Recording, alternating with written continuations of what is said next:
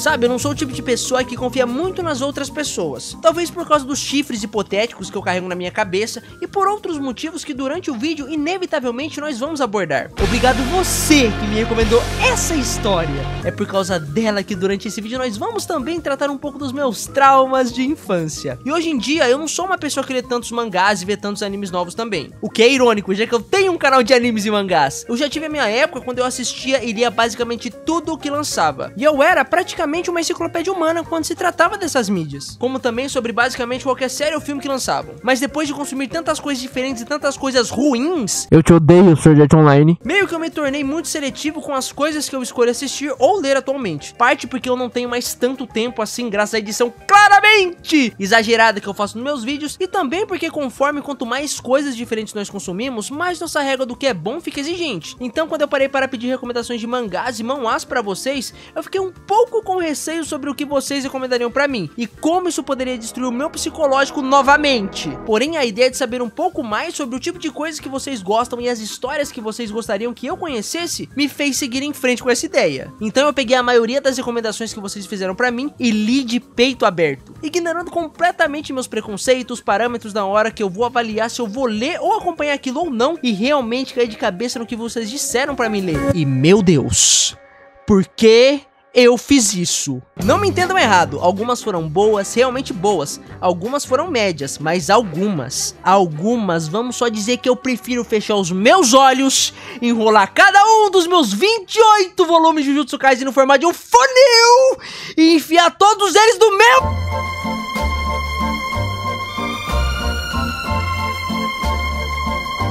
ler mais um capítulo delas novamente. Meus parâmetros foram simples. Eu iria ler basicamente qualquer história que vocês me recomendassem, desde que eu já não as conhecesse, e eu leria 10 capítulos de cada uma delas, o que foram aproximadamente 94 capítulos, porque algumas eu li um pouco mais do que 10 capítulos. 94 capítulos parece uma coisa completamente plausível e possível de se ler, para depois colocar em um vídeo só, mas esses 94 capítulos têm um total de 3.206 páginas aproximadamente quando posto juntos. E eu claramente não tinha feito essa conta antes de pensar nesse vídeo. Eu me pergunto, vocês têm noção de quantas páginas isso realmente é? São mais páginas que Boa Noite Pum Pum inteiro, por uma margem de 222 páginas a mais. É mais que o dobro dos 2 volumes de Devilman, igual a 16 volumes de Chainsaw Man, e quase 4 vezes o número total de páginas do maior volume de As Crônicas de Gelo e Fogo, que tem 832 páginas! E depois de ler tudo isso e condensar em tópicos, eu tinha um total de 57 minutos de texto só em tópicos, que eu teria que escrever até virar um texto plausível para depois eu gravar e transformar em um vídeo. Não ironicamente, essa foi a minha cara quando eu percebi a minha estupidez em pensar em fazer um vídeo desses. Dentre essas milhares de páginas, eu realmente me emocionei, ri, me surpreendi, me identifiquei em certo nível, não tenho a menor ideia de que merda, e descobri uma nova coisa pra mim detestar. Então, se para você é divertido ver alguém tendo quase um colapso mental por causa de alguns mangás e manhwas, sentem, peguem uma bebida de qualidade, relaxem, eu deixei o tempo de cada um deles para vocês mudarem se ficarem entediados, e vamos juntos nessa jornada cheia de diversão, felicidade e dor. Muita dor pra mim! Alguns de vocês me disseram para ler Tokyo Ghoul, mas eu já conhecia Tokyo Ghoul, então eu resolvi ler a outra obra do autor de Tokyo Ghoul, Sui Ishida, porque faz bastante tempo que eu queria ler ela, principalmente por causa desse vídeo, que eu vou sim usar durante a edição. E é lindo, é divino. A história começa mostrando esse painel, com o protagonista pensando essa frase: eu gostaria de poder voar livremente no céu. E daí para frente, durante cada quadro que segue, eu juro, parece que o autor falou para si mesmo: eu posso fazer melhor que o anterior.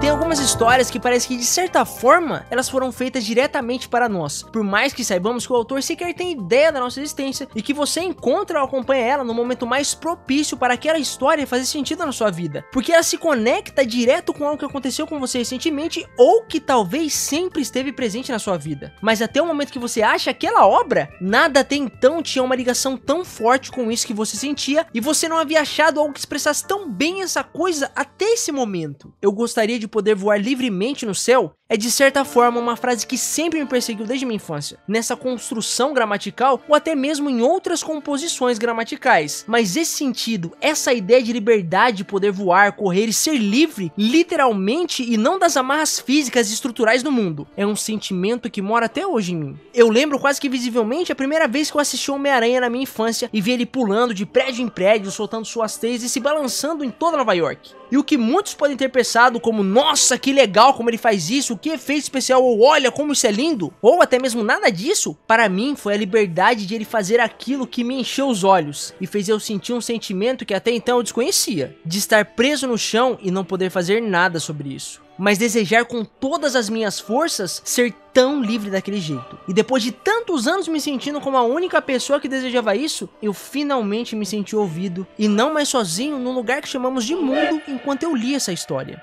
Shojin X é a pseudo-tentativa do autor de Tokyo Ghoul de fazer um shonen convencional. Mas quando você coloca um shonen convencional nas mãos de um gênio, nada mais é convencional. Nesse mundo nós acompanhamos a perspectiva de Tóquio, não a cidade, mas um adolescente que mais do que qualquer outra coisa está deslocado em um mundo que já se deslocou há muito tempo da nossa realidade. Há mais de 50 anos um fenômeno aconteceu onde toda a sociedade conhecida foi separada em prefeituras individuais, por causa do aumento do surgimento desses seres chamados Shoujin, pessoas que manifestam poderes e que a grande maioria das vezes são um bando de loucos que só querem se aproveitar dos outros graças aos poderes que possuem agora ou apenas causar o caos. Em meio a tudo isso, Tóquio não consegue se encontrar e se vê e é visto apenas como um impotente perdido, mas é na figura de seu melhor amigo que Tóquio consegue achar, mesmo que apenas um pouco, a sensação de pertencer a algum lugar. Azuma, seu melhor amigo, é o completo oposto dele, popular, forte, inteligente, admirado até mesmo pela família de Tóquio e conhecido por quase todos do meio social que eles fazem parte, agindo até mesmo como um vigilante nas horas vagas. Por um certo ponto de vista, Tóquio é até mesmo comparado pelos outros a um abutre, um carniceiro que só fica perto de Azuma para se aproveitar das migalhas que seu amigo deixa pelo caminho. Mas o que os outros veem como um aproveitador e oportunista, na verdade é alguém que mais do que tudo vê Azuma, seu melhor amigo,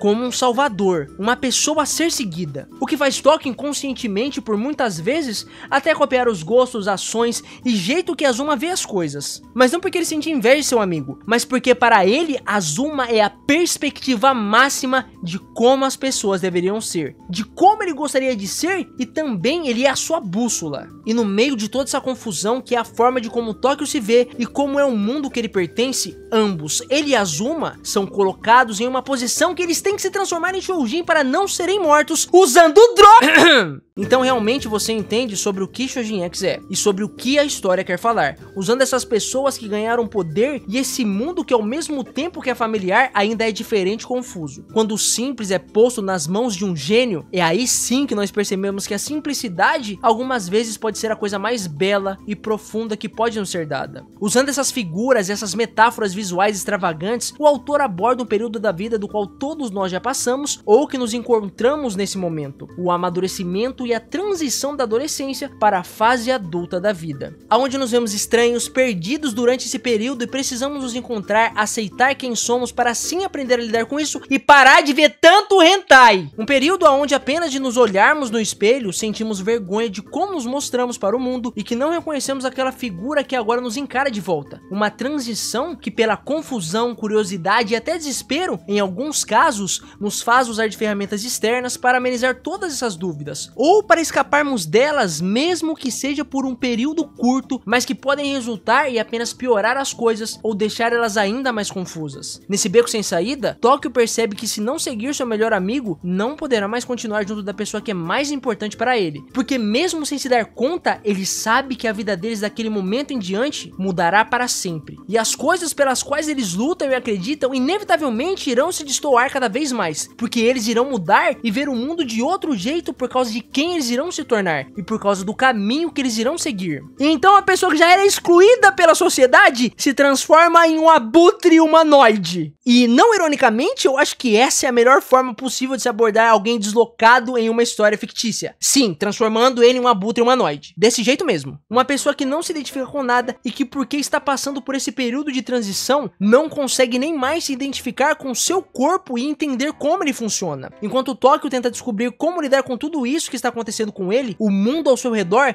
fica menor ainda e cada vez mais ele se sente mais sozinho, porque ninguém pode entender pelo que ele está passando e para resolver isso, ele próprio tem que aprender sobre quem ele é agora e descobrir o que fazer com isso que ele está se tornando. O que só acontece porque ele percebe que ficar pensando em como resolver isso não vai ajudar em nada. E algumas coisas só podem ser resolvidas quando você, não ironicamente, deixa a natureza seguir o seu curso. O que ele aprende falando com uma pomba? Sabe, eu estou meio que passando um período da minha vida onde o meu melhor amigo me abandonou. Eu não sei o que eu devo fazer com a minha vida, nem pra onde eu tenho que ir. E ainda eu tenho esse bico na minha cara, porque eu ganhei poderes que, se alguém descobrir, me farão ser preso e visto como um monstro. Tem esses momentos durante a história que o Ishida realmente parece que quer que você pare, esqueça de virar a página e se concentre naquela coisa que ele está mostrando ou perguntando. E é nessas partes que Shojin X faz você pensar, realmente isso daqui que eu estou lendo não é apenas mais uma história, ela me faz sentir. Uma arte abissal que apenas potencializa a história. Uma página que parece ser apenas mais uma muito bem desenhada, mas que conversa diretamente com os desafios que os personagens irão enfrentar e como eles se veem. E perguntas que foram feitas não para só dar mais profundidade para os personagens, mas que ao serem usadas para isso, conversam diretamente com todos que estão acompanhando aquela história e com o humano. O que faria você desfrutar da sua vida? Você tem um sonho? O que você considera bom? O que é mal para você? São questões que durante toda a nossa vida nos permeiam e que de certa forma definirão como enxergaremos nossa vida e quais caminhos iremos trilhar. Uma pessoa sem uma bússola moral boa ou sem uma definição de seus ideais tende a ter um conceito de bom e mal deturpado, o que pode levá-la a se tornar alguém ruim diante o ponto de vista do mundo em que vivemos e para as outras pessoas, sendo assim prejudicando os demais à sua volta. Uma pessoa sem um sonho ou sem uma perspectiva do que a deixa feliz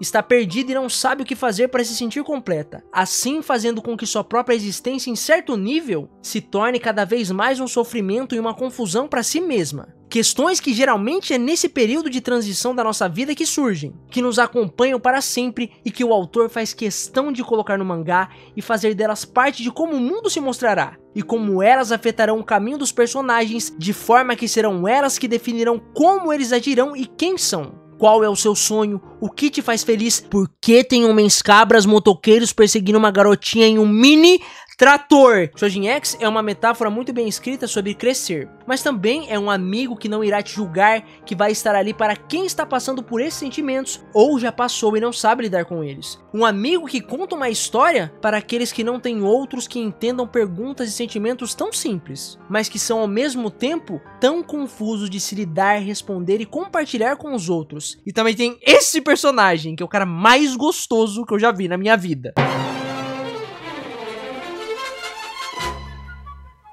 Vocês já pararam para considerar quantos Isekai existem hoje em dia e a variedade de tipos de Isekai que existem nesse tipo de história? A esse ponto deve ser quase impossível de se calcular o quão variado e bizarro esse gênero se tornou. Praticamente qualquer coisa que você pensar ou já pensou, alguém já deve ter feito um Isekai sobre. O Isekai onde você reencarna como um slime, reencarna como uma aranha, reencarna como uma espada que é usada por uma loli. O Isekai onde você faz pizza, que você é um urso polar, que você é uma máquina de vendas, que você e sua mãe vão para outro mundo onde ele é super poderosa e eu não sei por que colocaram incesto no meio disso. E existe um Isekai onde o protagonista literalmente reencarnou como o Yantia de Dragon Ball. Eu vou repetir mais uma vez se vocês não tiverem entendido. O Yantia de Dragon Ball! Mas nada disso se compara ao Isekai onde o próprio Vladimir Putin reencarna em um mundo de fantasia, onde o seu objetivo é nada mais que montar qualquer criatura que cruzar no seu caminho. Que, se não tiver ficado claro, foi inspirado nesse meme. E dentre toda essa variedade de bizarrices, quando me recomendaram o Isekai de como o engenheiro civil mudou completamente o mundo de fantasia, eu pensei, ok, parece interessante. E aparentemente eu não vou ter que apanhar os meus olhos enquanto eu leio isso. The Greatest States Developer começa quando o nosso protagonista reencarna no meio de uma estrada de terra com uma caixa de diálogo que só ele pode ver dizendo: parabéns, você de agora em diante será um personagem do romance Cavaleiro de Sangue e Ferro. uma história que eu mesmo estava lendo na noite anterior. O diferencial aqui é que em vez do protagonista ter sido introduzido como um ser alienígena de outro mundo que vai se embrenhando no mundo e fazendo daquele o seu playground, dessa vez o protagonista renasce como um personagem dessa história, que originalmente teria morrido após ter tido uma ressaca e dormindo na rua. Então o protagonista desse mundo passaria a ser esse cara aqui, que para deixar tudo mais fácil pra mim lembrar, eu vou chamar de Jarvis. Rapidamente nos é apresentado que o protagonista reencarnou em um nobre chamado Lloyd. Esse que era conhecido por ser o Nobre Patife, um pária na sociedade que ele vive, que é desprezado por todos. E Jarvis, que seria o verdadeiro protagonista, é o seu protetor e empregado. Conforme a história vai progredindo, nós acompanhamos como o protagonista agora no corpo de Lloyd usa sua habilidade como engenheiro civil para mudar essa perspectiva que os outros têm desse ser que agora é ele, ao fazer uma coisa que não faz sentido nenhum para um nobre, que é ajudar os seus súditos. E é aqui que, antes de nós continuarmos a falar sobre as aventuras de Lloyd, eu preciso abrir um grande parênteses para explicar a minha perspectiva sobre os isekais para vocês entenderem o que eu penso quando eu vou ver uma obra desse gênero. Tem uma coisa que me incomoda muito nesse gênero. Talvez isekai seja o gênero mais prolífico dentre todos os gêneros já criados por nós humanos. Existe uma vastidão imensa, como eu já citei para vocês, de o que já fizeram com ele. Mas mesmo assim eu não consigo entender por que mais de 98% dessas histórias, eu com certeza não tirei essas estatísticas das vozes da minha cabeça, que na hora que algum autor vai abordar esse gênero, de alguma maneira que eu ainda não consigo explicar, eles fazem a porcaria mais genérica possível, usando uma coisa quase ilimitada de possibilidades. Isso talvez seja pela própria origem intrínseca do porquê o isekai se tornou um gênero tão popular. Afinal, quando você parar para pensar um pouco no que é o isekai e para o que ele serve, nada mais é do que um pedaço de mídia que foi feito não para nos entreter, mas para, no mais literal, nos fazer fantasiar sobre nós mesmos, escapando da realidade para uma vida fantástica, onde você deixa de ser o que todos nós somos, mais alguém, para se tornar o mais absurdo dentre todos, em um lugar onde a sociedade não pode dobrar e destruir qualquer coisa que você queira ou que te represente. Tem uma parte específica no próprio The Greatest States Developer que Lloyd grita que ele está tão miserável quanto estava na Coreia. Na grande maioria dessas obras, nunca é abordado o que esses protagonistas que vão para esse mundo deixaram para trás, ou como mudar de mundo pode ter mudado a perspectiva deles, para eles perceberem que sentem falta da vida que eles tinham na realidade original deles, porque quase sempre a vida que eles tinham era completamente miserável, desesperadora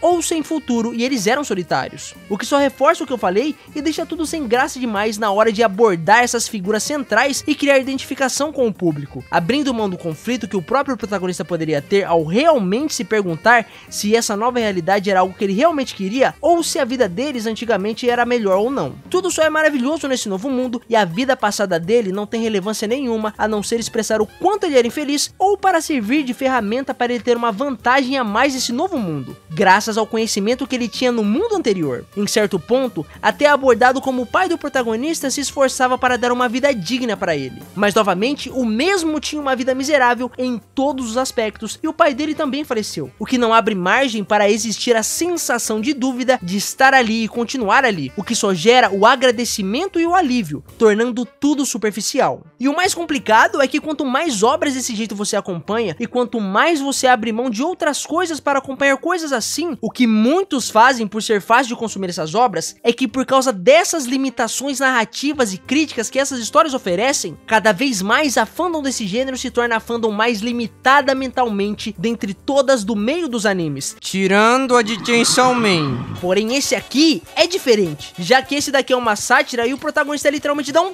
tapa no sistema de poderzinho genérico dele. Parabéns, já tem aquilo que tira ele da maioria, que é mais de apenas nada. Como também é diferente das demais histórias que tem um sistema de poder em formato de caixa de diálogo. Aqui o protagonista não ganha poder ao aumentar seus atributos físicos ou ganhar magia de destruição. Muito menos poder é adquirido através de combate. Em The Greatest States Developer, o poder é adquirido através da relação entre os personagens, quando Lloyd aumenta a sua afinidade com eles, que são chamados de RP, o que deixa as coisas mais interessantes, já que o autor é obrigado a construir a relação dos personagens, diferente disso aqui. E porque isso também reflete de certa forma como as coisas funcionam em nosso mundo. São os contatos que temos e a influência sobre as pessoas que estão à nossa volta que no final nos dão poder em nosso mundo. Mas uma coisa que eu fiquei pensando enquanto eu lia toda a história era muito legal ele criar esses laços com as pessoas, mas o objetivo desse cara é dinheiro porque a família dele está falida, e já que ele é um nobre nessa história, não seria mais fácil só fazer como todos os nobres que já existiram e matar um porre de gente pra depois roubar o que é delas? Acompanhe comigo. Após a queda do Império Romano, como vocês acham que surgiram os primeiros nobres na Europa? A. Eles eram pessoas amadas pelos outros que receberam o poder pela admiração. B. Eles foram escolhidos porque protegiam os mais fracos. Ou C. Eles massacraram violentamente todo mundo que disse não pra eles. A resposta é massacre. E como surgiram os nobres no Japão feudal? Os chamados daimyo. Adivinha só? Massacre. Mas a família do Lloyd são nobres do bem. E é uma mangá de comédia, Leonardo. Não é pra fazer sentido. Eu me recuso a não pensar. Passo a passo, o Lloyd vai se aproximando mais dos personagens, desconstruindo a imagem de pária que todos têm dele, para se tornar alguém que passa a ser admirado e faz a diferença no mundo, graças aos caprichos que literalmente o deus desse mundo permitiu que ele tivesse, e não que ele lutou para ter. Ao mesmo tempo que ele ainda mantém algumas características egoístas e manipuladoras, mas que no final são só para fingir que o protagonista é o espertão e passa a perna nos outros. Porém, na verdade, nada do que ele faz é ruim, menos o que ele faz com esse cara. E tem no meio disso tudo um hamster que na verdade é uma retroescavadeira e outros bichinhos que são maquinários pesados de construção. E a arma dele é uma pá! Uma pá! Porém, Luke Gabriel 17654, 8 de 10, é o mangá mais divertido que eu já li.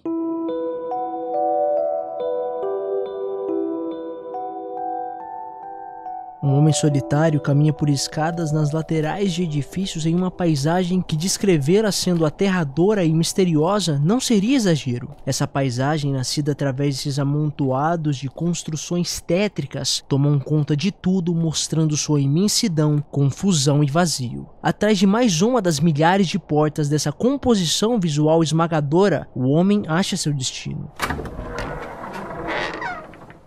Outra escadaria, mas agora menor e repleta de pessoas enfermas e amontoadas que leva para baixo. No fundo da sala escura e sinistra, o homem se depara com uma mulher que pergunta se ele tem uma consulta marcada e pede seu cartão de identificação. O homem não tem um. Ele implora por ajuda, mostrando sua agonia impossível de não se perceber ao relatar os espasmos contínuos e ininterruptos de sua mão há horas. Se eu marcar uma consulta agora, a data mais breve será em 14 dias. Devo pedir um cartão pra você? Por favor, trate-a! Fumaça sai das feridas que eclodem da mão do homem, enquanto centenas de tentaculosidades irrompem por todo o seu corpo, perfurando centenas de vezes a carne da atendente da clínica médica.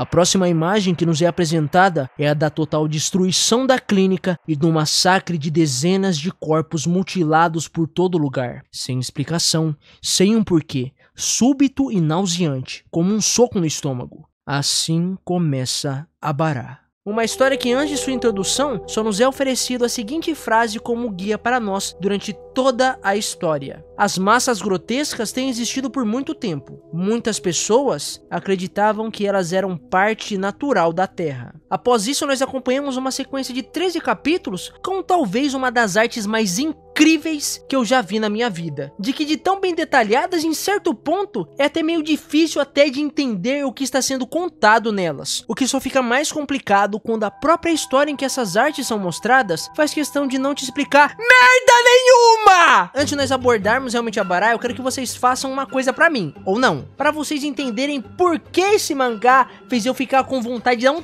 tapa no autor dele, ou simplesmente abraçá-lo fortemente por ele ter criado essa história. Eu sei que é confuso, tá? Vocês que não leram e que leram Abará. Se você não leu, eu quero que você leia e volte aqui nesse vídeo depois disso, ou não. E se você já leu, eu quero que ambos me falem sobre o que caralhos é Abará e o que essa história quer contar. Sem ver nenhum vídeo no YouTube ou pesquisar em nenhum lugar. Eu quero que vocês tentem entender apenas com o que a história conta nos seus 13 capítulos e fiquem com isso na mente de vocês. Tentar entender apenas com o que é mostrado na história de Abará. E nós já voltamos nisso. Depois dessa introdução que eu não precisava ter colocado tanto esforço na edição, nos é apresentado o protagonista da história, Kudou. Quando uma mulher misteriosa que aparentemente conhecia ele vai atrás dele em seu trabalho para pedir sua ajuda. Ela informa sobre uma manifestação de Gauna branco que ocorreu entre civis, o que deixa Kudou irritado do nada. Porém, depois de 3 balões de conversa, os vidros do lugar explodem, Kudou aparece em cima de um prédio e se torna o Proto Chainsaw Man. Dessa forma, Kudou ganha super força, super resistência, super velocidade, uma bioarmadura extremamente poderosa e super regeneração. Ao ponto que o único jeito de vencê-lo é decapitando ele ou arrancar sua cabeça, o que só atrasa ele, já que ele pode se regenerar se sua cabeça não for completamente destruída. Essa forma é chamada de Gauna Negro, a contraparte das criaturas que parecem ser os monstros da história, os Gaunas brancos. Kudou sendo Gauna Negro, ele também pode devorar os Gaunas brancos para assim pará-los. Aqui é um momento importante para mim dizer também que claramente Abará foi uma das principais inspirações para Chainsaw Man, e muitos dos designs estéticos, nomes e até de certa forma alguns aspectos do mundo de Abará serviram como peças para o nascimento da obra mais famosa de Fujimoto.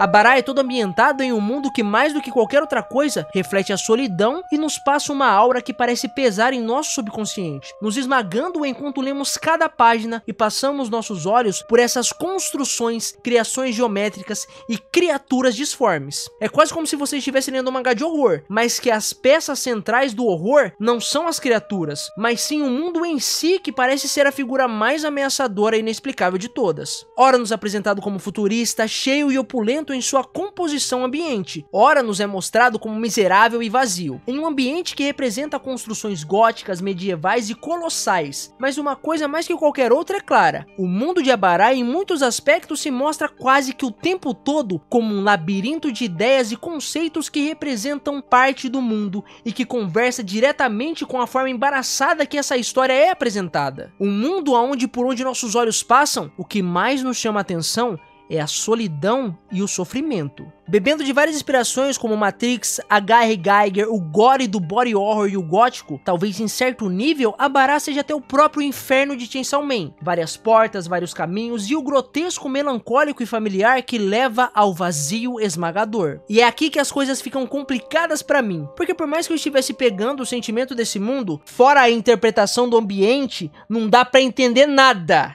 Enquanto eu continuava lendo essa história e acompanhando essas páginas que eu nem consigo expressar em palavras o quão absurda a arte desse mangá é, eu ficava me perguntando: eu sou um idiota por não entender nada? Eu não prestei atenção e perdi alguma explicação desse mangá? Ou claramente o autor está tirando uma com a minha cara? Então várias perguntas foram se amontoando na minha cabeça, como por exemplo, o que são Gaunas, da onde eles surgiram, porque a história abre com essa frase e o que ela significa, o que é um Gosaibyo, Bolshien, Shigentais e Kirou, o que é a quarta crônica, porque essa menina chamada Nayuta virou um Gauna branco que quer ir aparentemente pra esse lugar, porque existe uma seita religiosa e o que ela quer, e o mais importante, porque o mundo deles tem um formato parecido com uma fita de Mobius invertida. Como eu sei o que é uma fita de Mobius invertida? Por causa dessa cena de Vingadores onde o Homem de Ferro fala sobre isso. E o mais curioso é que se eu ganhasse uma moeda pra cada vez que eu tivesse citado o Homem de Ferro nesse vídeo, eu teria uma moeda, o que não é muito. Mas é estranho ter citado o Homem de Ferro em um vídeo sobre mangás e manhwas. Não dá pra entender nada, não explica nada. Acompanhe comigo esse diálogo. E os Bolshien foram lacrados, e para proteger o segredo, foi criada uma organização, onde apenas para as pessoas do Kagenhal, de alta patente, que foi passado sobre o Kibin. Mano, o que é Kibin? E nos últimos capítulos parece que vai tudo pra outro lugar e dane-se! Foda-se! Olha isso! Não explica como eles vão pra lá! Não explica onde eles estão! Esse é o mundo deles? Eles estão no espaço? Então acaba! Acaba e não explica nada! Dane-se, não explica! Dane-se!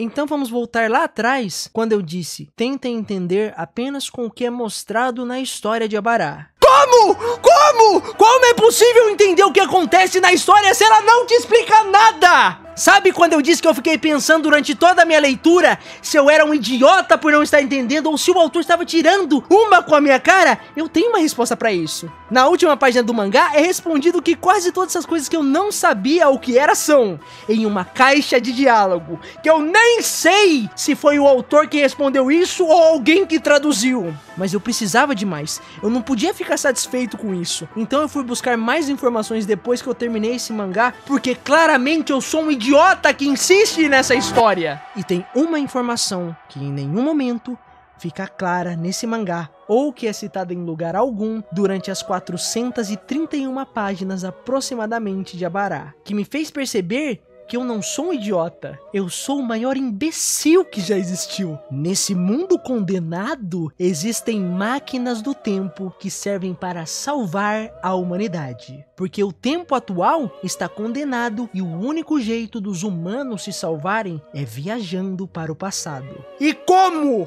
Como eu saberia disso se literalmente não fala no mangá? Então, obrigado, Lauliette JW3UL, por me recomendar esse mangá.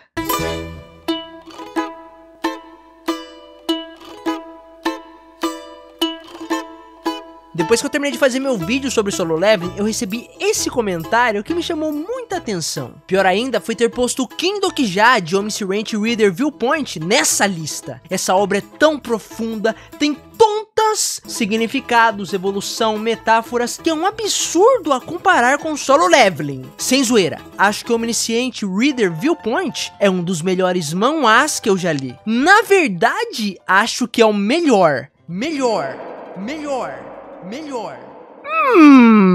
E curiosamente, um de vocês me recomendou esse manhwa também no post, aonde eu pedi as recomendações para fazer esse vídeo. Então eu fui ler essa obra. E após apenas scrollar para baixo algumas vezes, isso acontece nas primeiras páginas. E eu juro que até hoje eu não tinha visto uma coisa tão impactante para mim em questão de início em uma história. O manhwa abre com uma das construções de texto gramatical mais bem pensadas, grandiosas e profunda, usando de ferramentas que irão compor o protagonista para nos dar talvez uma das introduções à perspectiva do fio condutor da história mais bem trabalhadas de todas. Eu sou Kindokija, que significa filho único. Eu me apresento dizendo isso, mas a maioria das pessoas se confundem da mesma forma que o exemplo a seguir. Ah, você é filho único. Eu sou, mas não foi isso que eu quis dizer. Ah, então o que foi? Meu nome é Kindokija. Meu pai me deu esse nome para que eu possa viver como um homem forte, mesmo quando estiver sozinho. Mas por causa do nome que meu pai escolheu, eu vivi minha vida como um solitário e solteiro homem. Melhor.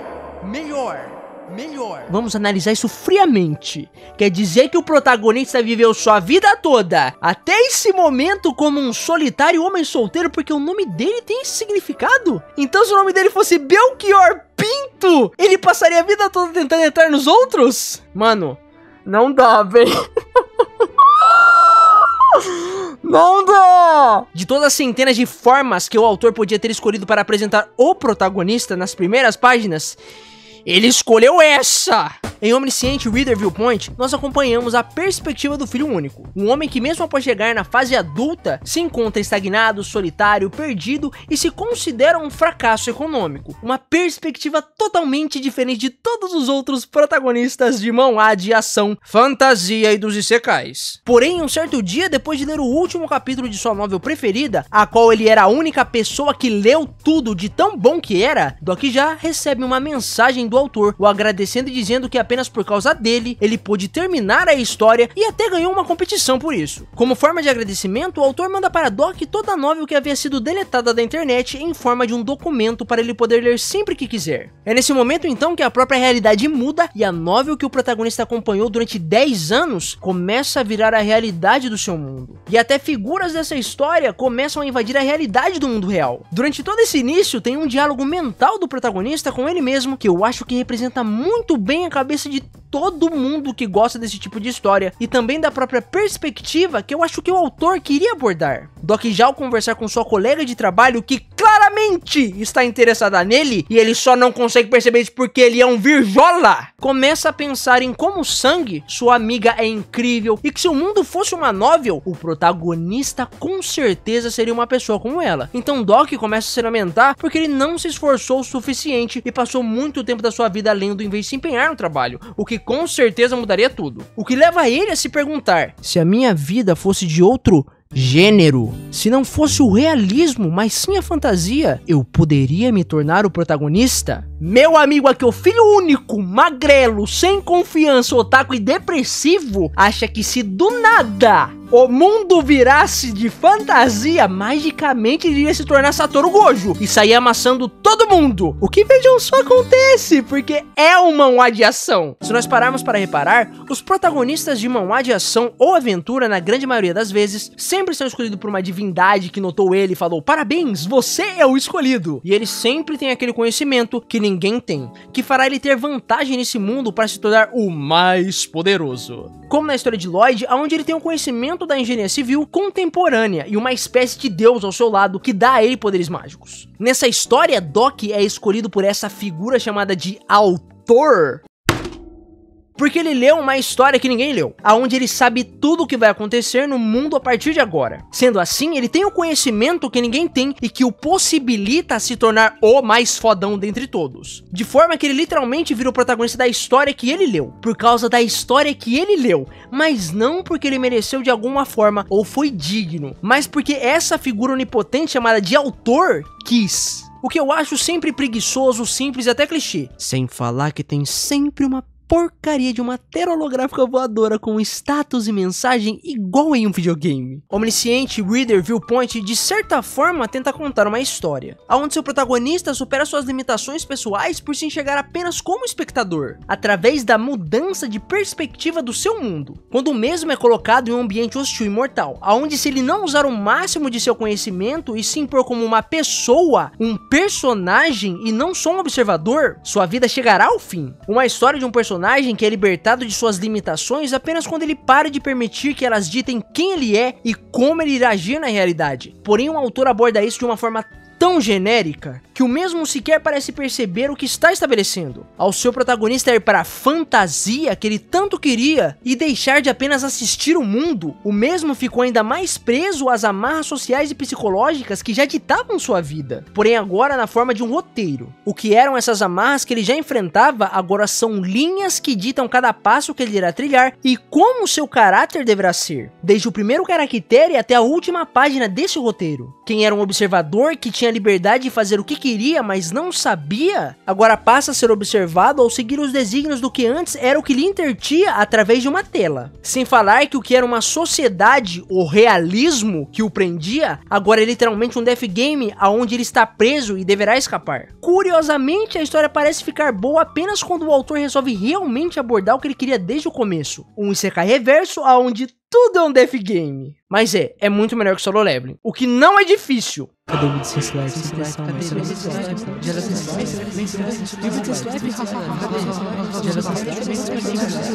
Sem slide.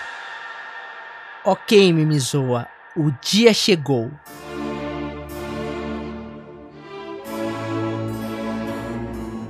Pelo que você vive? O mangá abre com essa pergunta. Uma pergunta que permeia a humanidade talvez desde o primeiro momento que tomamos consciência de estarmos vivos e que vamos morrer. Para o que estamos aqui e para onde vamos? Nós procuramos o sentido para viver? Ou uma coisa para dar sentido para a nossa morte? Quando paramos realmente para prestar atenção nessas coisas, é como se um novo leque de esclarecimento sobre a existência e sobre nós mesmos fosse aberto diante de nós e daquele momento em diante se torna quase impossível, vez ou outra, não nos pegarmos perguntando essas coisas novamente. Como um martelo que incessantemente bate em um prego, mas o mesmo nunca consegue terminar de pregá-lo. Dúvidas que podem nos fazer conhecer ainda mais quem somos e que queremos responder mais do que quaisquer outras. Ou simplesmente essas criam em nós um sentimento tão desesperador que ficamos completamente perdidos por não podermos responder essas perguntas, até encontrarmos as respostas para elas. São poucas as obras que começam escolhendo abordar esse tema e realmente fazer o leitor receber essa perspectiva gigantesca de início, por ser um tema difícil de se desenvolver. ainda mais apresentando no início da história. E essa aqui é uma obra que escolhe fazer isso, mostrando essa visão para automaticamente situar o leitor a quem seu protagonista é e por que de ele ser assim. E eu vou só ignorar que depois dessa pergunta desafio o leitor de realmente pensar sobre a sua existência. Tem esse diálogo onde um dos personagens pergunta isso.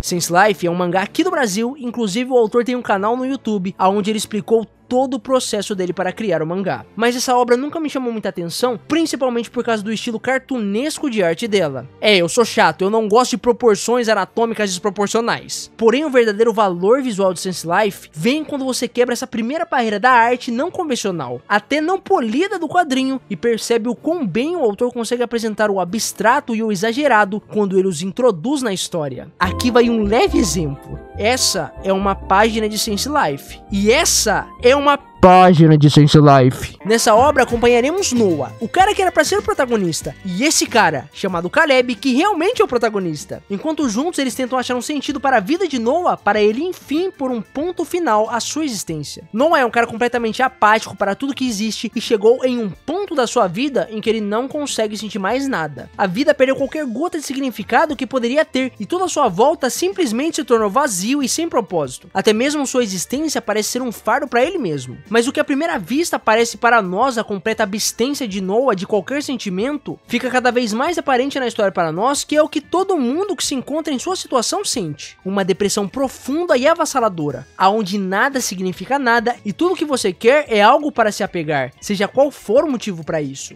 De todos os sentimentos, o vazio talvez seja o pior sentimento que existe. Porque ao mesmo tempo que ele existe e nos faz sentir assim, ele nos faz pensar que por sentirmos ele, não sentimos mais nada. E é durante esse período de sua vida que Noah encontra Caleb. Alguém que é o seu completo oposto e que vira a sua vida de ponta cabeças, até o forçando a fazer algo com a sua existência e dando um sentido para ela, mesmo sem ele perceber, que é proteger Caleb de ser morto, já que existe uma recompensa por sua cabeça. É então que ambos fazem um acordo. Essa figura completamente absurda que surgiu do nada em sua vida irá ajudá-lo a encontrar um sentido para sua vida. E em troca, Noah irá ajudar Caleb a escapar das pessoas que querem matá-lo. Diferente de Noah, Caleb vê a vida de certa forma como sendo seu parque de diversões, que serve para ele se satisfazer. Uma pessoa que à primeira vista parece não se importar com nada, a não ser a sua existência que é a completa personificação do caos. Por não achar um sentido concreto para a vida, Caleb simplesmente resolve se afundar em seu próprio egoísmo e ignorância, para assim tentar ignorar a própria falta de sentido que é existir. Quando as pessoas fazem as perguntas de por que eu estou vivo ou qual é o sentido da vida, algumas entram no completo desespero e vazio que Noah se encontra, e outras, por outro lado, lidam com essa falta de sentido em suas vidas, fazendo de sua vida seu passatempo, onde sentimentos, vida, acontecimentos, ideias, ideais e conceitos não passam de entretenimento para elas e nada significa nada se não for para satisfazer a falta de propósito delas. E nessa busca de suprir seu vazio com a ignorância e o individualismo, elas apenas causam o caos em tudo que tocam. Porque se nada importa, nada tem propósito e tudo vai ter um fim, quem sou eu para me importar com o que minhas ações podem causar, desde que elas me tragam prazer? Em Sense Life existe um poder também, que é de certa forma quase como uma maldição, e as pessoas que o possuem são chamadas de tributos. Esses poderes são manifestados nas pessoas quando alguém próximo a elas morrem e deseja com todas as forças algo para essas pessoas que lhes são queridas. Assim, através desse desejo, os vivos recebem habilidades que refletem o que essas pessoas que morreram queriam para quem elas amavam. No caso de Caleb, seu irmão antes de morrer desejou muito que as pessoas pudessem entender Caleb, já que ele era alguém completamente introvertido, o que deu a ele o poder de transmitir seus sentimentos, ideias e sensações que ele está sentindo para os outros quando ele usa droga. Tá, eu não vou fazer mais essa piada. Outra habilidade que existe nesse mundo são as dívidas, que são o oposto dos tributos. Essas habilidades vêm do ódio de alguém que morre por outra pessoa e não desejo através do amor para melhorar sua vida. Dívidas são poderes instáveis que à primeira vista podem parecer bons, mas que na verdade apenas afetam o psicológico dos que o possuem por aparentar refletir seus medos. Como por exemplo a Delete, que tem o poder de apagar a sua existência para os outros e narrativamente sequer é considerada como um personagem, mas sim uma ferramenta, já que nem nome ela tem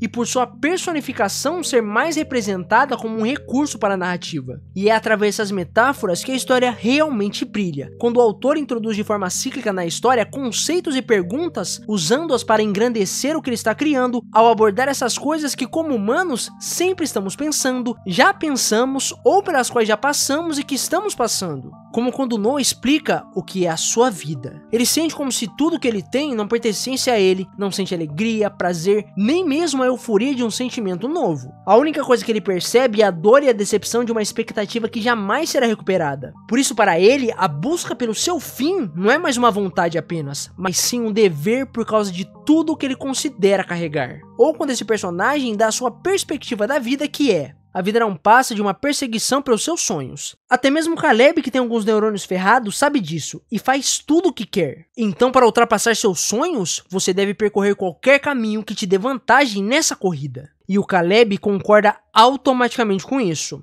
Eu odeio esse personagem. Existem histórias boas que nós não gostamos por puro preconceito, e então ignoramos elas até percebemos que elas têm valor. Outras simplesmente não falam conosco. Mas são esses momentos que mostram o que o protagonista sente pelo que ele está passando que fez eu continuar lendo Sense Life. Não um bocó que fica fazendo graça e é mostrado como o fodão. Outro isekai. Eu juro por Deus, eu vou me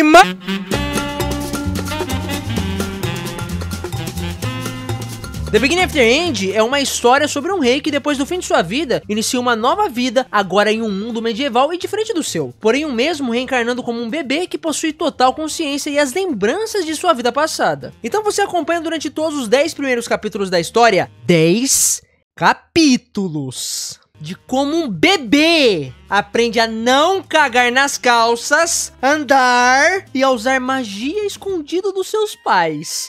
10 capítulos. Eu não gostei do humor da história, de nada disso. Nem a arte da história é algo que eu consegui gostar. E eu sei quem sou eu pra falar da qualidade do desenho de alguém. Mas eu gastei 2 anos da minha vida estudando desenho, anatomia e perspectiva. Até hoje falar 5 pontos de fuga e olho de peixe me deixa cansado. Pra eu chegar e me deparar com isso.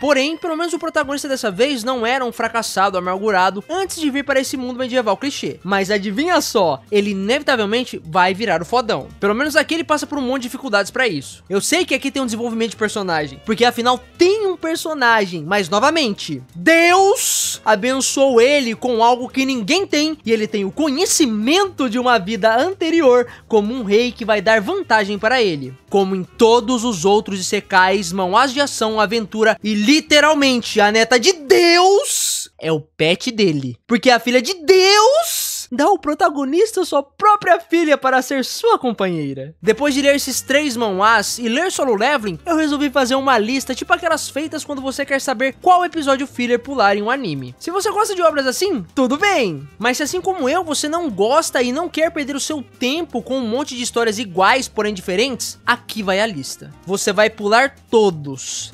Absolutamente todos os manhwas que seguirem essas premissas. Um cara que leu uma história e por isso virou mais forte em outro mundo que segue os acontecimentos dessa história. Ou que o mundo dele começou a seguir essa história. Um cara que ganhou um poder muito roubado que ninguém mais tem. Um cara que pode morrer e fica voltando à vida. Um cara que reencarna como poderoso. Um cara que é o espadachim que arrebenta tudo em um mundo de magia. Um cara que ganha um sistema de level e vira o todo poderoso daquele lugar. Ou qualquer manhwa ou isekai ou que tiver uma capa parecida com essas. Quer saber se você gosta de histórias assim também? Você vai fazer um favor pra você mesmo. Ignora elas. Então você vai ler algo que realmente presta e vai fazer você desenvolver a sua interpretação, pra você não virar outra pessoa que acha que só porque algo é divertido, aquilo é bom. Tem uma diferença, é sutil, mas eu garanto que se você parar pra pensar um segundo, você vai perceber. Ou não. No final essas histórias são tudo a mesma coisa. Um Zé Ninguém que vai virar o mais forte. Ou o mais forte que vai mostrar o porquê disso. Ou como eu gosto de chamar, uma história sobre olha só o tamanho da minha pica.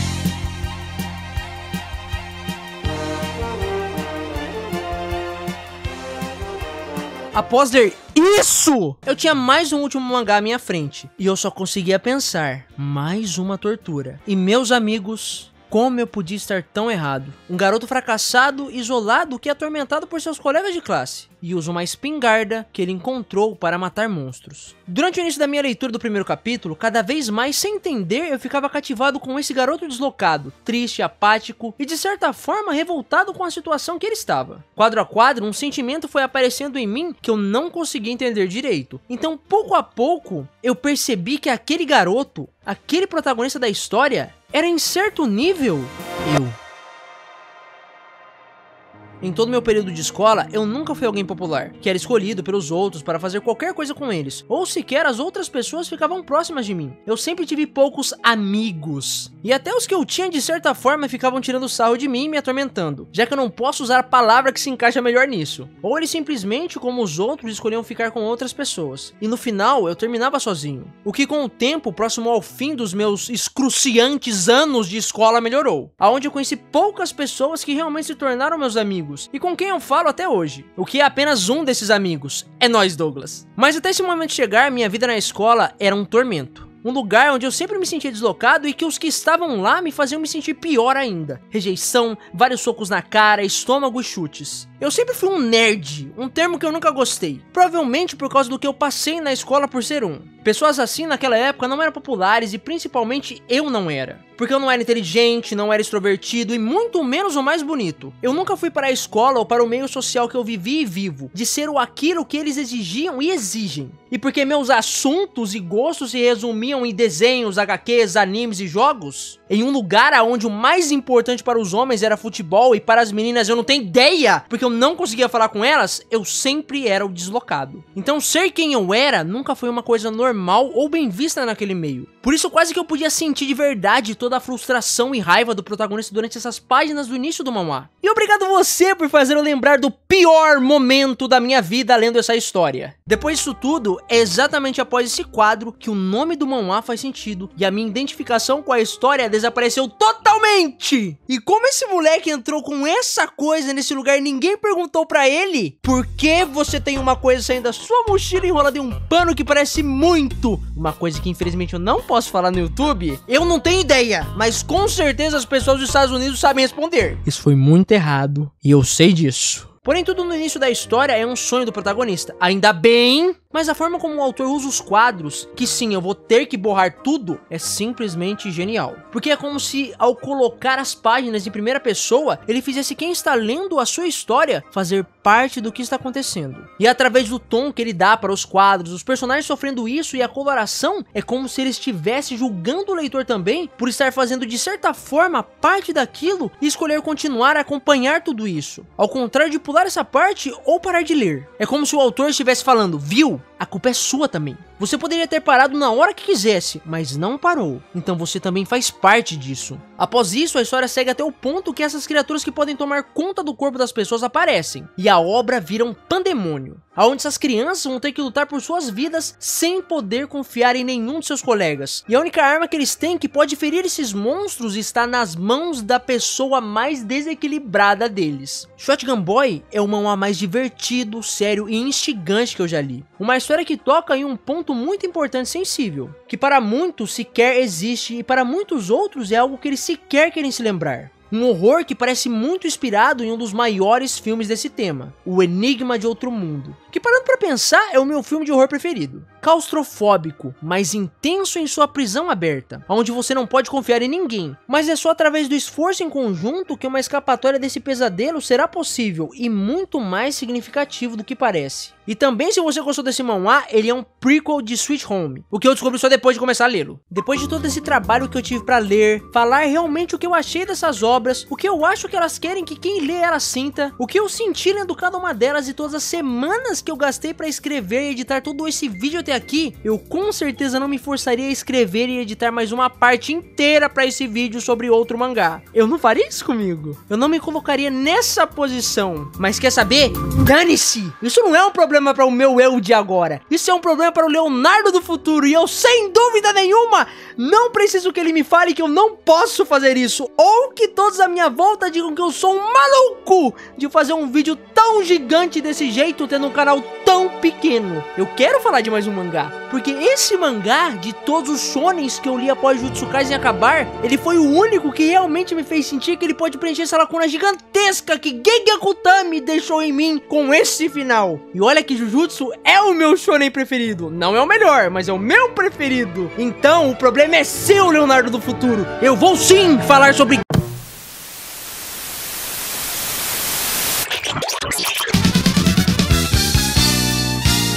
Eu acho que a melhor forma de descrever esse mangá e toda essa atmosfera que ele passa é desse jeito. Imaginem comigo que você é um garoto excluído e pobre que vê o valor em todas as coisas. O que os outros veem como lixo, para vocês são tesouros que foram abandonados. Por isso cabe a você reconhecer o valor deles e dar um novo destino para essas coisas, seja arrumando-as ou até achando um novo propósito para tais. Agora imagine que você nasceu em uma cidade onde você é considerada a pior pessoa dentre as piores pessoas, que são desprezadas pela classe social mais alta desse lugar, os burgueses desse mundo. Então depois de um dia normal na sua vida, você se confessa para sua amiga de infância dando um presente para ela, com a cara mais imbecil possível. Você volta correndo para sua casa para contar para seu pai adotivo as boas notícias, apenas para ver ele jogado no chão morrendo e dizendo as últimas palavras dele para você: Ludo, mude este mundo de merda. Aí você é culpado por ter matado ele, desprezado pelo amor de sua infância e jogado em um abismo como punição, porque esse tempo todo você morava em uma cidade voadora. Então você acorda no meio de uma pilha de lixo com o diabo na sua frente prestes a te devorar. Após isso você é resgatado pelo gordo do mundo do lixo, dado para canibais te estriparem, resgatado de novo, afinal tudo era um teste, e instruído a obedecer esse cara, porque ele vai te ensinar a usar seus poderes super raros, só pra você e ele começarem uma briga completamente sem sentido, porque você não consegue dar um sorriso sem parecer um psicótico. E você só vence essa briga porque usou um desentupidor de privada como arma e acidentalmente jogou cocô nele. Uma luta com um desentupidor de privada. Gashakuta é a história sobre Ludo, um garoto que possui um poder chamado Givers. Esse que dá a seus usuários a capacidade de manifestar armas com habilidade através do objeto mais precioso para essas pessoas. Nela acompanharemos o caminho de Ludo em busca de se vingar do próprio sistema do mundo que ele vive, por esse ter ferrado a vida dele e praticamente todo mundo que existe sem mesmo eles saberem, e de como ele nessa busca vai descobrir quem ele é de verdade e através disso abalar os alicerces do seu mundo. Ao momento que esse vídeo sair, eu tenho certeza que já vai ter estreado o anime desse mangá, e eu tenho certeza também que as pessoas vão ficar todas eufóricas por ele ser bonito, mas sequer vão entender o porquê de ele ser tão bom. Como por exemplo, Gashakuta não é só mais um shonen qualquer, mas é uma forma de como a autora, que já foi assistente do autor de Soul Eater, Atsushi Okubo, e considerada pelo mesmo sua sucessora, de falar e fazer uma crítica ao próprio mundo que nós vivemos, inclusive na forma que a arte em grafite é usada para expressar esse mundo e contar parte da história, que é excepcionalmente feita pelo artista Hideyoshi Ando.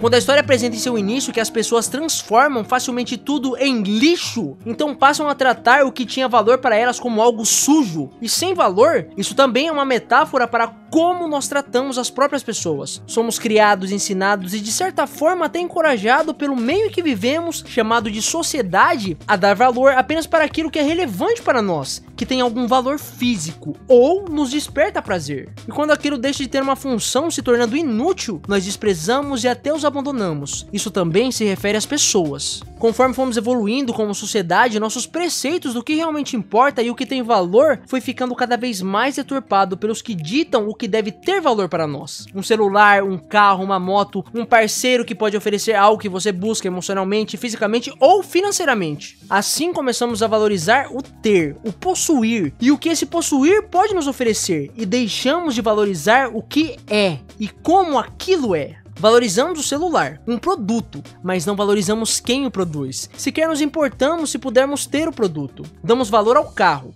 mas não tudo que foi destruído para aquilo ser criado, ou quantas coisas serão prejudicadas por essa criação e o quanto de pessoas foram afetadas por isso. Valorizamos um parceiro que oferece conforto e segurança, mas não o quanto ele sacrificou para nos oferecer isso. E quando essas coisas deixam de oferecer o que buscamos nelas, ou encontramos outras melhores, ou simplesmente dispensamos essas. O valor tornou-se não ser, mas o que esse ser oferece aos demais. No passado, amor e valor humano eram a mesma coisa. No presente, somos amados e temos valor pelo que podemos oferecer e fazemos, não pelo que somos. Valor, amor e vida se tornou apenas outro produto que consumimos e descartamos quando deixa de ter utilidade para nós. O que dá poder na história é o quanto de valor que colocamos e o quanto amamos algo por ser e não pelo que ele faz. Todo mundo e todos os perigos nele são manifestações físicas da irresponsabilidade da casta mais alta da sociedade. Desprezo, descuido e irresponsabilidade em forma de lixo que ganham vida, como a selvageria que destrói e consome tudo ao seu redor. Frustrações, ódio, desperdício e vidas representadas como monstros que devoram tudo. Um purgatório de restos que surgiu por, como o mangá diz, dos pensamentos. que se transformaram em energia, o que ocasionou diversos fenômenos como o surgimento desses monstros de lixo, como também as armas que possuem poderes. O que seria o pensamento se não no literal a dúvida, a vontade de lutar que gera mudanças, a força ou até mesmo o caos quando aplicado de forma errada. Tem uma cidade chamada Canvas City, a cidade do grafite, onde tem uma dessas armas com poderes que é uma caneta. E uma pessoa de lá recebe ela ao se tornar a protetora da cidade. E quando ela recebe esse poder de influenciar o lugar, o estilo de arte da cidade muda e a forma como essa arma se apresenta muda conforme o seu dono quer. E o que seria isso se não a sociedade e as ferramentas de intervenção dela mudando pelas mãos e ideias das pessoas que as influenciam e com isso afetam tudo à sua volta? Vocês entendem agora? Porque eu disse que quase ninguém vai entender o porquê de ser tão bom!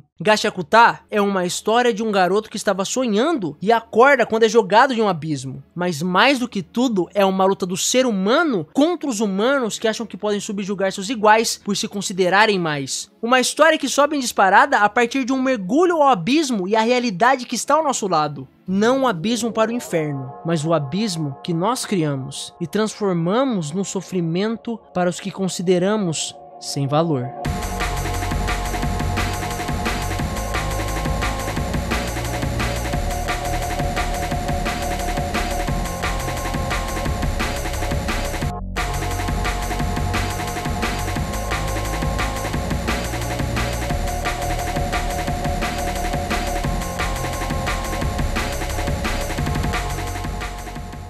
Se você chegou até aqui, quer dizer que você gosta muito dos meus vídeos. Tem algum problema ou por alguma razão inconcebível pela humanidade? Você gosta muito de ouvir eu falar sobre coisas que eu curto ou detesto. Então, por favor, se inscreve no canal e dê um like no vídeo. Foram quase 3 meses de edição contínua. Eu tomei tanto energético que eu não sei como eu não criei uma pedra nos rins durante essas semanas. Por isso, por favor, se inscreve e dá um like. Por favor. Eu vou tentar não demorar mais quase 3 meses pra postar de novo. E também vou me forçar a não me destruir enquanto eu faço o próximo vídeo. E é isso.